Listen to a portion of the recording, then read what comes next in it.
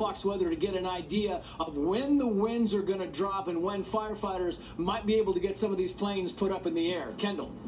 Yeah, Trace, that is certainly the big concern right now, and also the big question, as this is a very devastating and sadly deadly, horrific wildfire event. I mean, we're looking in Southern California as we've been watching as the acreage burned is now over 22,000 acres with more than 300,000 residents that are currently under evacuation orders.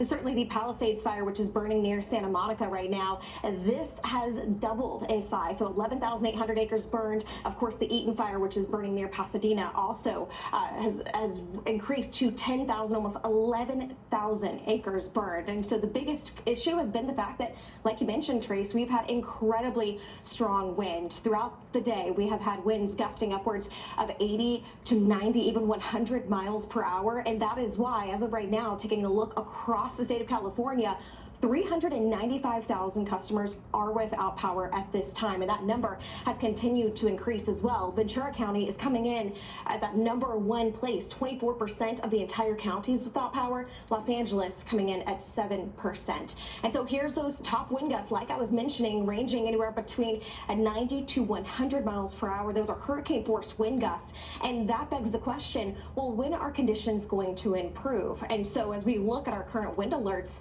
we've got 30 million people, Trace, that are under some type of wind alert, from a wind gust upwards of 60 to 80 miles per hour. This is going to be in place for Los Angeles all the way down to San Diego. These alerts will stay in effect through 6 o'clock this evening, as well as our wind advisories a little further inland, with the potential for widespread gusts anywhere between about 40 to 50 miles per hour. So as we look ahead in time, heading into tomorrow, we are anticipating conditions to improve slightly. We are going to watch, especially as we head into Friday as well, but still those winds will continue to howl, as this is the strongest Santa Ana wind event that we have dealt with in nearly 14 years. Trace. Kendall Smith, Fox Weather, thank you. We appreciate it. Can you imagine what Kendall was saying there? Try fighting a fire in the equivalent of Cat 2 category hurricane strength winds. It would be unbelievable. We want to bring in Angel Castellanos. He is a resident of Altadena, but he's now in Venice because he evacuated his home. Angel, thank you so much for joining us. What do you know about the status of your home, your family? Everybody okay? And what can you tell us about the people you know in the area? Well, Trace, I'm very lucky to be here. You know, I was just looking at local news, and about 5 houses down from me on my block, there was a house completely on fire. Most people have evacuated, but some people are still sticking around to put out little embers because there's so much forestry and so many trees in my neighborhood that it's really easy for fire to catch a hold. And our whole neighborhood is surrounded from the east, west, and south from that particular fire.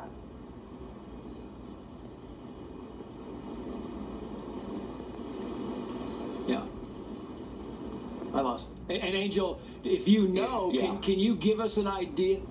Yeah, I'm just checking. If you know, Angel, tell us when you left last night and when you decided to leave, and was this something where you had to grab family members, you had to grab pets? What was the process like for you?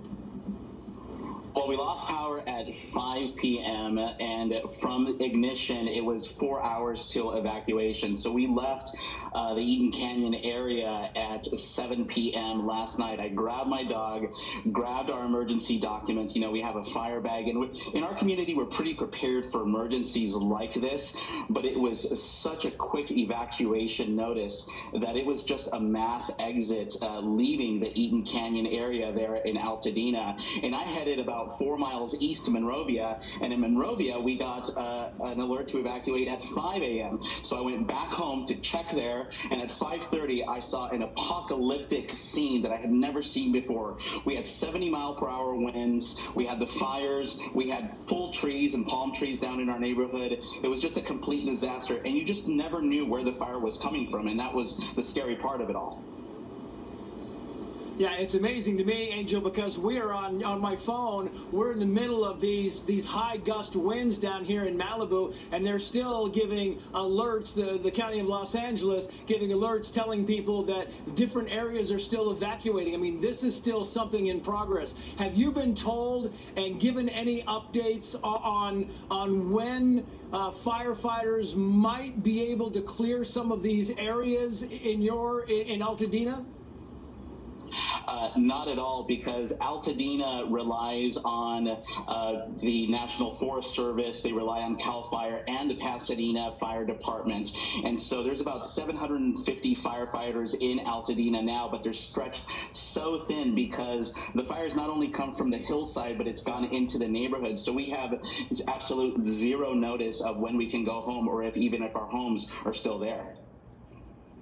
Yeah, Angel Castellanos, the best of luck to you and your family. Thank you for coming on, sir. We appreciate it. And coming up next, we are live again in Malibu. We're in Lower Malibu. We're going to take you up a little further up north to the homes on the beach. I mean, home after home, dozens of homes after dozens of homes on the water destroyed. But meantime, we're also getting word that President Trump is about to arrive on Capitol Hill to meet with GOP senators. This is a critical meeting because it's all about the president-elect's robust agenda, his aggressive agenda, and how much he wants to accomplish. We will talk to Senator Mike Rounds with more on that, and Aisha Hasni is live for us on Capitol Hill, coming up on a special edition of Your World.